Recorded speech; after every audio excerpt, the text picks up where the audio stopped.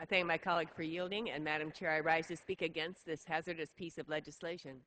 H.R. 1938 directs the President to allow Canadian oil companies to build a dangerous pipeline through American lands and waters.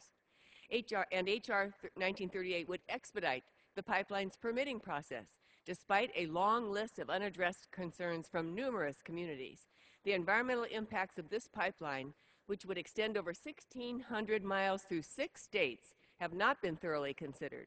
And we know that this project has the potential to significantly impact the environment. We've already seen what damage can be done. There have been 12 spills along TransCanada's Keystone pipeline in its first 12 months of its operation. And the Keystone XL pipeline will deliver some of the most destructive oil on the planet. Tar sands oil contain higher concentrations of toxic chemicals like sulfur, nickel, nitrogen, and lead than conventional oil. And a barrel of tar sands oil emits up to 3 times more climate-disrupting gases than conventional oil.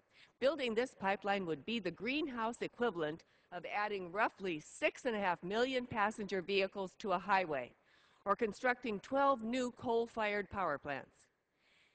This major concern arises about the negative impacts of the pipeline on public health and the environment.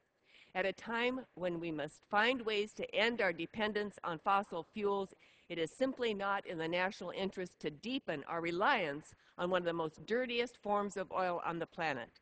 I believe that conducting the appropriate analysis under NEPA, which cannot be done properly if it's rushed, will make this abundantly clear. We need to be moving forward by supporting clean, renewable energy in this country. And while the President is calling for a reduction in oil imports, this bill calls for an increase.